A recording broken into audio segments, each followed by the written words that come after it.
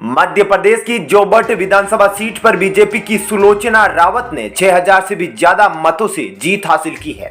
उन्होंने कांग्रेस के महेश पटेल को हराया है।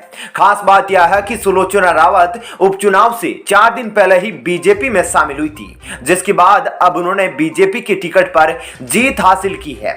सुलोचना रावत को बीजेपी में लाने के पीछे केंद्रीय मंत्री ज्योतिरादित्य सिंधिया का एक करीबी मंत्री का बड़ा हाथ था। ऐसे में एक बार फिर सिंधिया के फैसले पर मुहर लगी है।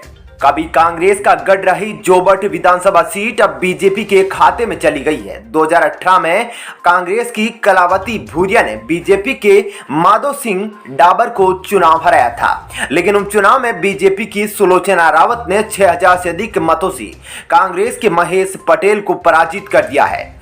सुलोचना रावत चौथी बार विधायक बनी है। इससे पहले वे 3 बार कांग्रेस विधायक चुनी गई थी, लेकिन अब वे बीजेपी की तरफ से विधायक बनी है। दरअसल सुलोचना रावत को बीजेपी में लाने में ज्योतिरादित्य सिंधिया की करीबी मंत्री राज्यवर्धन सिंह दत्तीगांव की अहम भूमिका थी।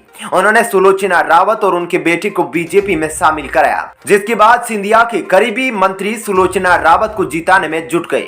खुद राज्यवर्धन सिंह दत्तीगांव ने जोबट उपचुनाव में मोर्चा संभाला और सुलोचना रावत के पक्ष में लगातार प्रचार किया। वहीं ज्योतिरादित्य सिंधिया ने भी सुलोचना रावत के पक्ष में जमकर प्रचार किया। उन्होंने भाजपा प्रत्याशी सुलोचना रावत के समर्थन में जनसभा को संबोधित करते हुए कहा कि जब मैंने वादा खिलाफी की बात कही तो कमलनाथ जी मुझसे कहने लगे कि सड़क पर आ जाओ, तो मैं भी झंडा और डंडा दोनों लेकर सड़क पर आ गया और कांग्रेसियों को भी उठाकर सड़क पर ले आया। सिंधिया पूरे चुनाव में कांग्रेस पर लगातार हमलावर रहे।